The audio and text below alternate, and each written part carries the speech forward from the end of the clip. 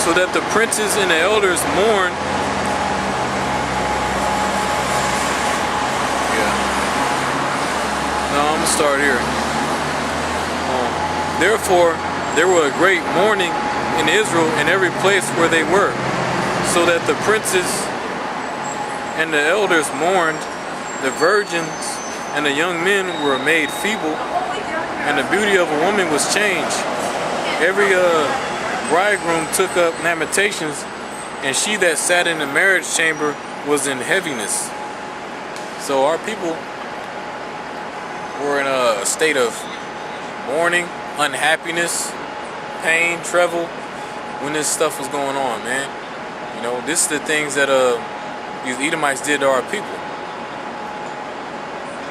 You know, and we survived. You know, when you all them stories and times you hear people say the Jews been persecuted for thousands of years, that's us, man. We've been persecuted for thousands of years because everybody hates us. You know, we're the Lord's chosen people. You know, how many people do you know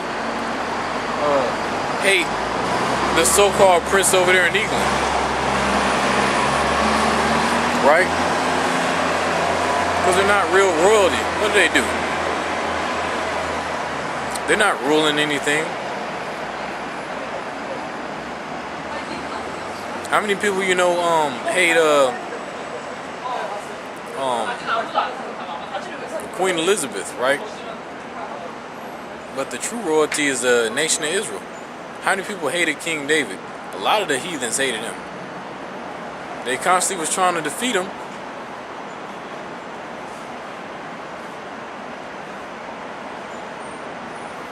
Now you got these people, let you know they're so weak. They come up with these different ways of killing people, soft kills, or you know, in like with chemicals, or with poison, or with the missiles. So they ain't got to be nowhere around when you do die. That's cowardly, you know. Whether men back in the day, man, they were some real warriors. Nowadays, you got a gun, you shoot, your bullets out, what then? All you gotta do is hit a button and send a missile off. What's so warriorly about that? Warriorly about that, right? It was they was skilled with darts, bow and arrow, sword, buckler, shield.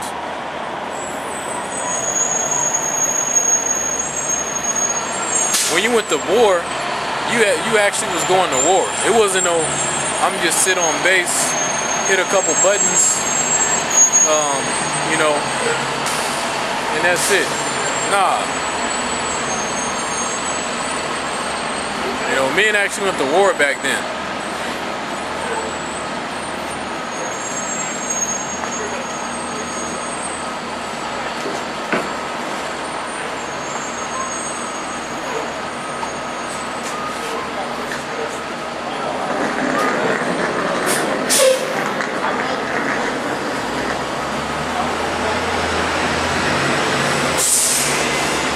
Verse 28, the land also was moved for the inhabitants thereof, and all the house of Jacob was covered with confusion. And after 2 years finally expired, the king sent his chief collectors of tribute unto the cities of Judah, who came unto Jerusalem with a great multitude.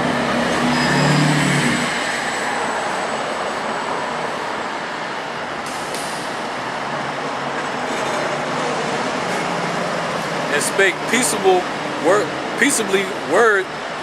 words unto them, but all was deceit. For when they had given him credence, he fell suddenly upon them upon the city, and smote it very sore, and destroyed much people of Israel. So these fucking Edomites, these crackers, man, they're not honorable men at all. They're all deceitful. You know, even when it comes to war, they're not honorable. You know, You can't even all through history. They make treaties, they break them. They never been honorable. You know, you can't trust anything they say, man. When you go to war with the Edomite, you might as well not even hear what they gotta say. Just keep killing them until they're all gone. Because whenever they try to make treaties or deals with you, it's all deceit. They're just saying, okay, yeah, we'll make a peace treaty so you can lower your defenses, and they come in and swoop you. You know? So there's no point in talking things out with an Edomite. You just gotta wipe them off the face of the planet. You just gotta destroy all of them.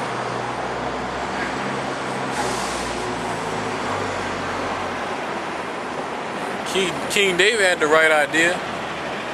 He hated Edomites. You know? The scriptures say the most feeble among us is going to be like David. That's just not talking about his strength, you know, or his skills.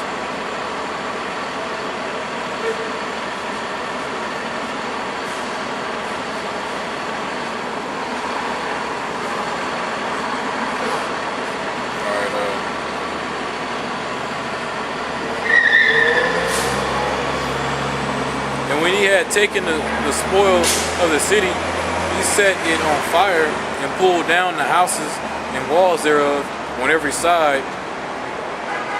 But the women and children took they captive and possessed the cattle. Then built they the city of David with a great and strong wall and with a mighty tower, and made it a stronghold for them. So they tore down our shit, took our women and children captive, and you know they was raping our women, and they say, I lost my train of thought. They took the women and children captive. You know they was raping the women, but after they tore down our walls and stuff like that, they done turned that into a stronghold for themselves. So they moved themselves in there, you know. And that's what Esau does.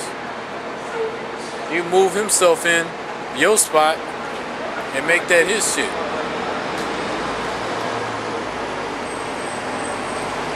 Yeah. But all the people on the planet is catching on to the shit these Edomites do.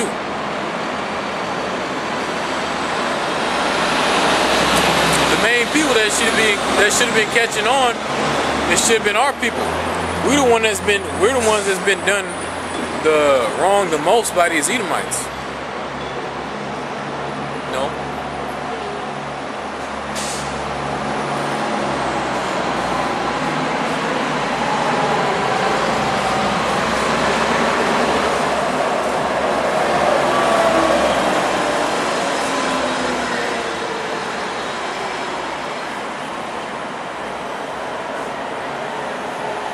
But then, you know,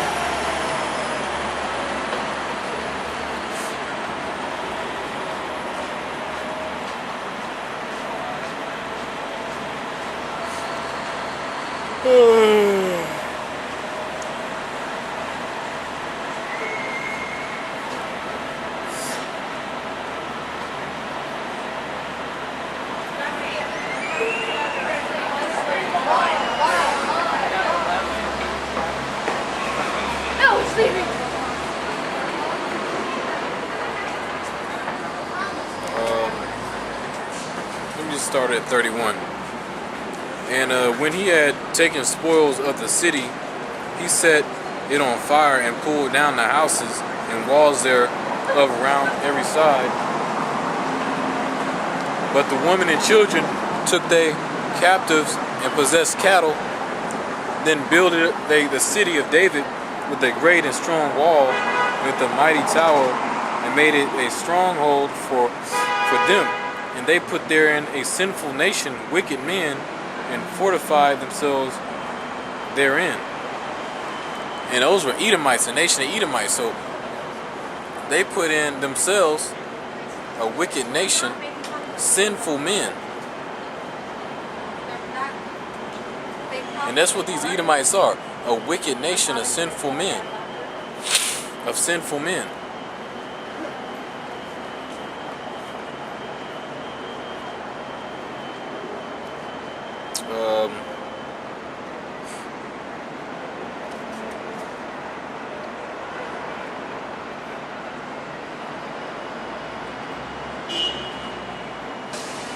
Well, it said sinful nation, wicked men. Well, that's what they are. They stored it also with armor and victuals, and when they had gathered together the souls of Jerusalem, they laid them up there, and so they became a sore snare, for it was a place to lie in wait against the sanctuary and an evil adversary to Israel.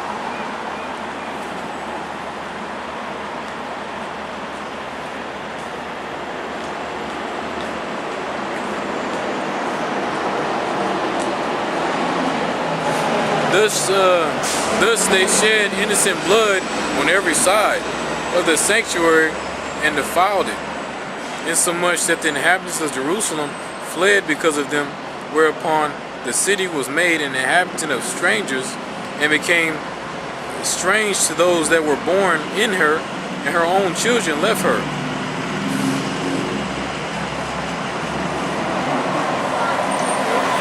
Her sanctuary was laid waste like a wilderness, her feasts were turned into mourning, her Sabbaths into reproach, her honor into contempt.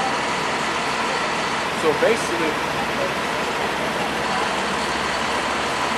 basically these Edomites came up in Jerusalem and just defiled everything. You know, just like they came over to America and defiled everything. You know? So the Israelites that was there just left. No.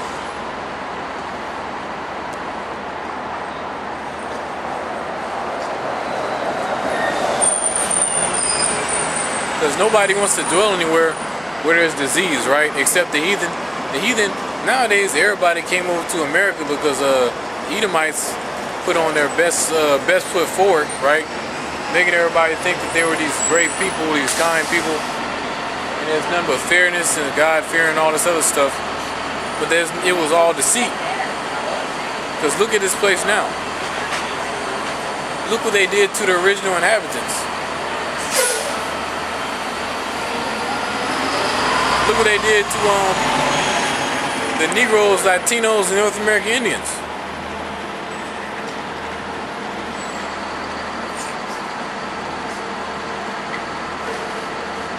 When I was in school, in middle school and stuff like that, whenever they talked about American history or history period, the only people that really talked about being in slavery is the Negroes, and they talk about what happened with the North American Indians, and they talk about did they mention the Latinos? I'm not sure, but all the other nations, you don't ever hear about, oh, the Chinese were in slavery, or these nations of people was in slavery. No. It's always the Israelites that was in slavery. Then all of a sudden out of the blue, oh yeah, them Jewish people over there, they was in slavery. No, they weren't. No, they weren't.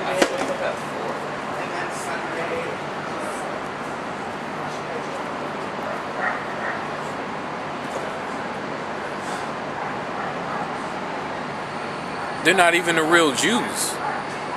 According to Revelations 2:9 and 3:9.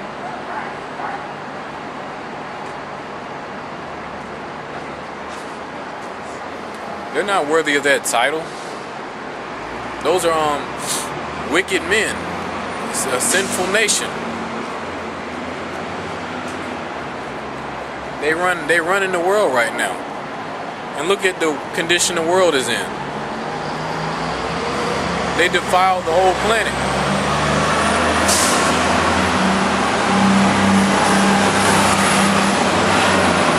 So much that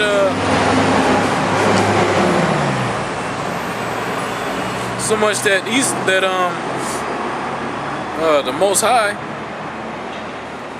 the Most High gotta hide things from him. You know, what if Esau got his hands on the dinosaurs? right?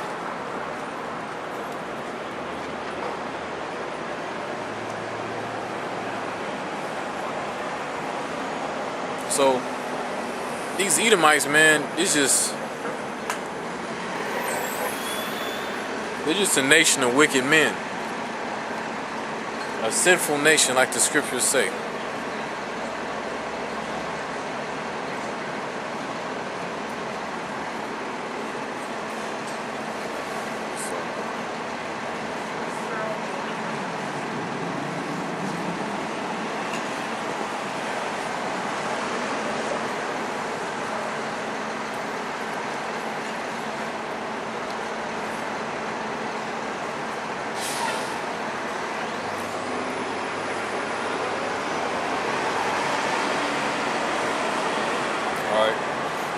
And as had been glory, so what her dishonor increased, and her excellency was turned into mourning.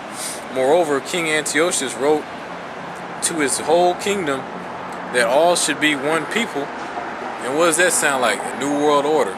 These Edomites, man, they ain't coming up with anything new. They're doing the same shit they did in the past, trying to make everybody one people, right?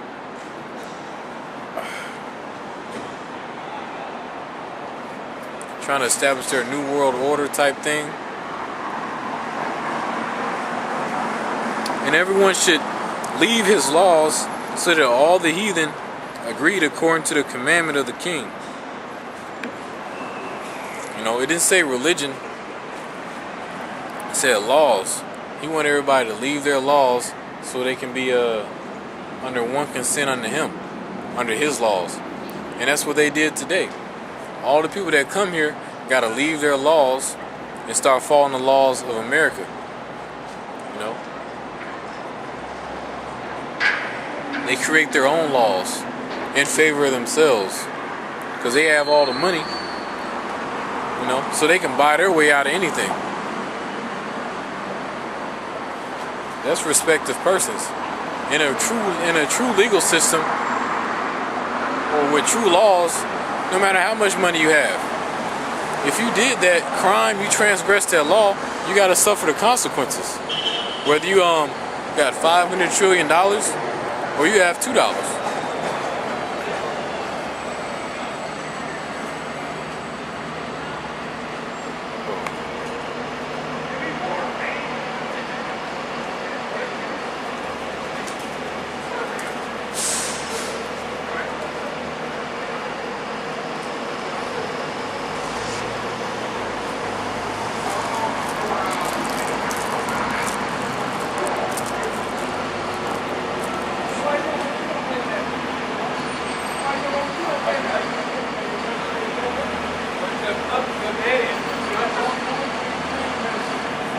Alright, and everyone should leave his laws, so all the heathen agreed according to the commandment of the king.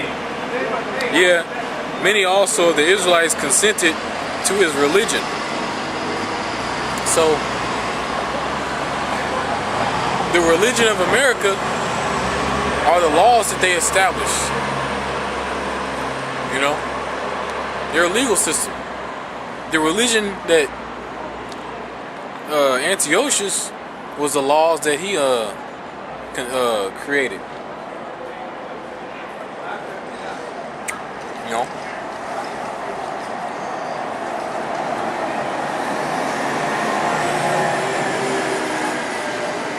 and sacrifice unto idols and profane the Sabbath. For the king has sent letters by messenger unto